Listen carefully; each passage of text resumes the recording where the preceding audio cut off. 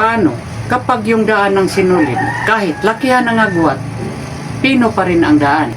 Tanong comment ito ni Mr. Virgilio Montilla. Okay, straight to the point tayo. Kasi matagal-tagal na itong comment na ito.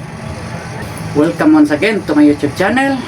Kung gusto nyo matuto sa pananahi, kahit wala pa kayong kalam-alam sa pananahi, kahit hindi ka pa nakakahawak na makina sa pananahi, dito sa aking channel, kayo ang hinahanap ko.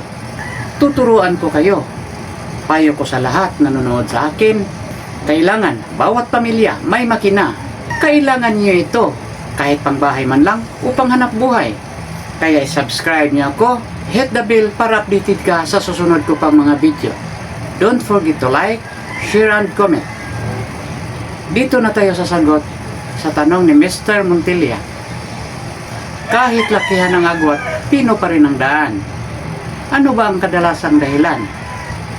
Marami ang dahilan, kaya ginagawaan ko ito ng video para ma-explain ko sa inyo ng maigi ang aking sagot. Isa sa posibleng dahilan ay dito sa kanyang stage regulator. At iba pa na naman, dito sa kanyang ngipin. Para ma-explain ko sa inyo, panoorin niyo ito. Isa sa posibleng dahilan ay dito sa stage regulator. Ito ang kanyang stage regulator. Kung nandito ito sa gitna, nag-neutral ito, hindi ito tumatakbo. Kung ibaba nyo ito ng konti, tumatakbo ito, pero maliit ang kanyang hakbang. Pababa ng pababa, palaki ng palaki ang kanyang hakbang. Hanggang masasagad na ito, sa pinakababa, ito ang pinakalaking hakbang niya. Pero sa ganitong makina, ang kanyang pinakamalaking hakbang ay di masyadong malaki. Hindi katulad ng high-speed sewing machine na ang kanyang malaking hakbang napakalaki. Pero sa pananay, hindi natin kailangan ang malaking hakbang. Mas maliit ang hakbang, mas matibay. Ang pinakamalaking hakbang nito ay hindi na dapat sa pagtatahi, kulang na sa tibay. Kaya kung magtatahi kayo, huwag isagad. Ang standard na tahi ay 10 to 12 stitches per inch. Subukan nyo itahi per 1 inch, bilangin nyo kung ilang hakbang. Ang 10 to 12 ay ang kadalasan. Pero nasa inyo yon. Mas maliit ang hakbang, mas matibay, sabi ko na. Ngayon, dito na tayo sasagot sa inyong tanong. Bakit ba palakihin ang kanyang agwat, pino pa rin? Baka hindi ito sumasagad dito sa baba. Baka hindi nyo namalayan. Itong stopper niya ay napapataas. Ipapakita ko sa inyo kung paano. Ilalagay natin ito sa gitna. Pwede ito ma-adjust. Ang purpose nito ay kung magtatahi kayo, halimbawa ilagay nyo sa 10, ito, luwagan nyo ito, ipangat nyo ito dito. Tapos, higpitan nyo. Yan. Kung nahigpit nyo na ito, at nakalagay ito sa number 10, hindi na ito mapababa ito. Mag-stop na ito dito sa 10. Kasi parang inilock nyo dito. Iangat natin, at ipababa. Diyan lang siya, hindi na siya bababa. Subukan yung tingnan. Baka ito lang ang dahilan. Kung ibaba nyo man, halimbawa dito kayo sa 7, mas malaki-laki ang kanyang hakbang.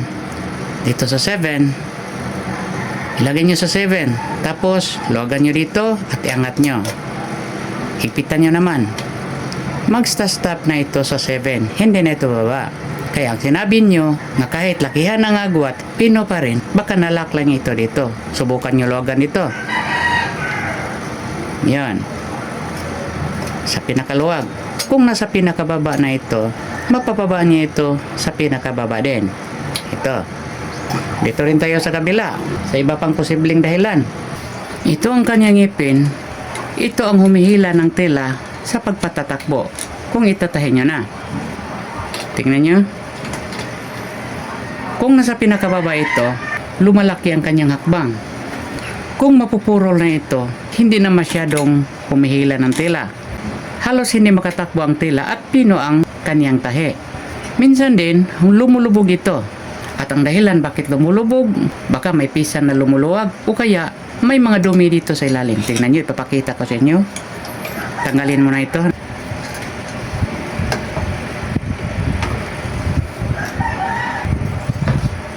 Ito ang ipinaking makina ay 3 lines na ito. Dahil pinalitan ko na ito. Ayun, ang sinabi ko, bakit lumulubog siya? Kung tahi ka lang ng tahi, kung matagal niyong makina, ang mga alikabok dito ay may ipon. hanggang sa maraming taon ay maipon ito dito hanggang kumakapal na kumakapal at halos tumatapat dito sa kanyang ngipin. At ang ngipin ay di na masyadong lilitaw o kaya ang ngipin ay tinutulak pababa dahil sa pwersa ng alikabok dito na kumakapal na. Maring itutulak niyo ito pababa. At ang inyong gawin ay lilinisin niyo ito dito. I-brush dito. Kunin yung mga alikabok dito na dumidikit. Marami na akong naranasan na ito sa pagsasayos ko ng mga makina. Pagkatapos niyong linisin, subukan niyong ibalik ang needle plate. Makikita ninyo dito, malaki ba ang kanyang litaw? Kung ganun pa rin, maliit ang kanyang litaw, ibig sabihin, tinutulak ito ng alikabok pababa. Ang gawin nyo, ipangat nyo ito. Pero ingat, baka sobrang angat, ganun din ang mangyari. Pino pa rin ang hakbang kasi parang pabalik-balik ang kanyang hakbang. Ipapakita ko sa inyo.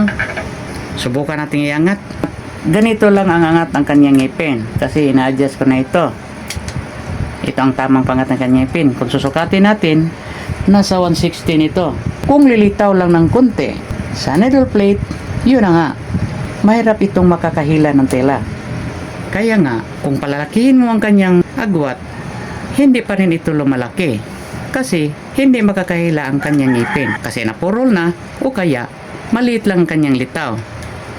Subukan nyo itahi. Kahit hindi mo lagyan ng sinulid, subukan nyo lang paano niya hihilahin ng tela. Maramdaman nyo yon.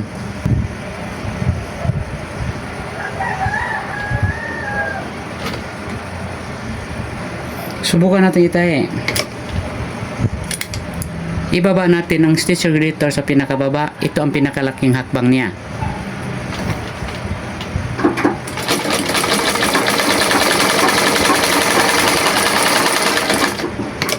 Ito ang pinakamalaking hakbang ng kanyang tahi. Kung tingnan nyo itong itim na sinusulot kong ballpen, ito ang 1 inch mula dito hanggang dito.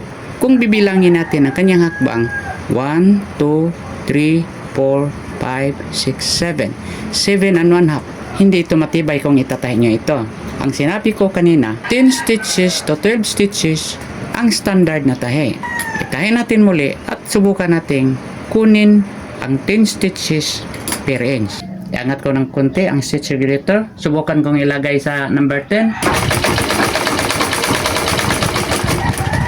Ito, sinubukan kong ilagay sa number 10 ang stitch regulator. Ibig sabihin yon 10 stitches per inch. Subukan natin kung magmamatch ba. 15 stitches. So, hindi accurate ang nakamarka sa stitch regulator. Guide lang ito. Mamaya babalik tayo sa stitch regulator. Ipapakita ko sa inyo. Hanapin ko ang 10 stitches in 1 inch.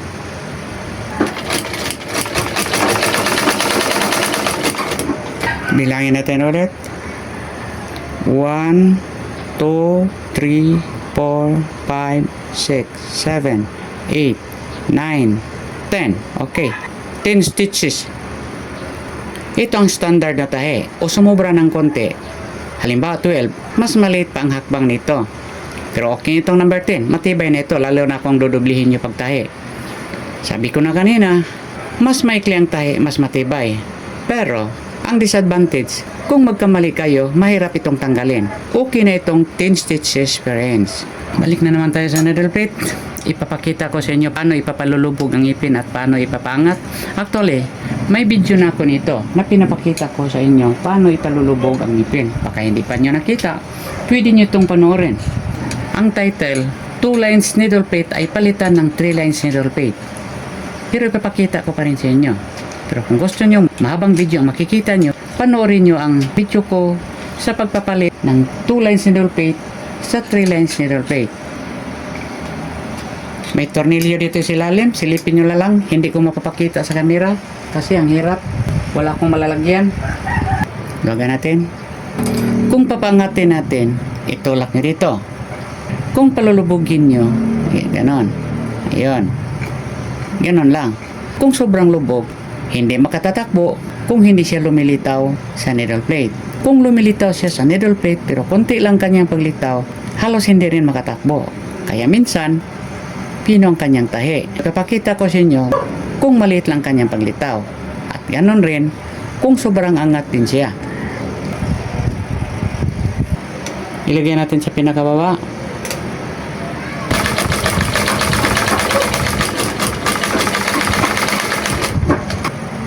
Ito, napakaikli ng kanyang hakbang. Kahit nasa pinakababa ang kanyang stitch regulator. Kasi sabi ko na kanina, mahirapan siya sa paghila ng tela. Maliit lang ang litaw ng kanyang ngipin. Subukan natin iangat na sobrang angat. Ipapakita ko sa inyo kung ano ang resulta. Luwagan na natin dito. At itulak natin. Ito, nasa pinakaangat na. Ipitan natin. At subukan natin itahi. Ito, inilagay natin sa pinakababa. Ito na, subukan natin itahi. Yan. Ito, napakaliit pa rin ang kanyang hakbang. Kaya ang inyong gawin, subukan nyo lang na subukan. Ipaangat nyo ng ngipin ng konti. Kung hindi masyadong makatakbo dahil maliit lang kanyang litaw, ipaangat nyo naman ng konti. Ang inyong gawin ay subukan nyo lang ng subukan. Paangatin nyo ang ngipin dito. Kung susubukan ninyo, ilagay nyo ang stitch regulator sa pinakababa. Subukan nyo sa pinakamalaking hakbang. Kung hindi masyadong lumilitaw ang ngipin, kahit nasa pinakababa ang stitch regulator, maliit pa rin ang kanyang hakbang. Kaya iangat nyo ng konti. Kung kulang pa rin, iangat nyo naman. Ikaw lang ang magde-decide kung tama na ba ito. Maramdaman nyo sa paggagawa nyo.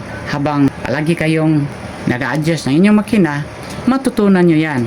Yan lang muna ang masagot ko sa inyong tanong. Salamat po. Sana nasagot ko ang tanong nyo, Mr. Montilla. Alam kong maraming nakaka-relate nito. Yung may makina sa bahay, maranasan nyo ito. At sana'y matutunan nyo ang lahat ng itinuturo sa inyo. At sana'y nakasubscribe kayo sa akin. Para kung gusto nyo mapanood ang lahat kong video, madali nyo lang itong hanapin. Marami pang tanong, comment na hindi ko pa nasasagot. Sa susunod na naman, may sasagutin naman akong tanong. Parang hindi ko maubos ang mga tanong sa akin. Pero pagtiyadaan ko lang ito. Sana'y matuto kayo sa aking ituturo sa inyo. Ako yung tutorial para sa basic sewing tutorial. Good luck, good health, God bless.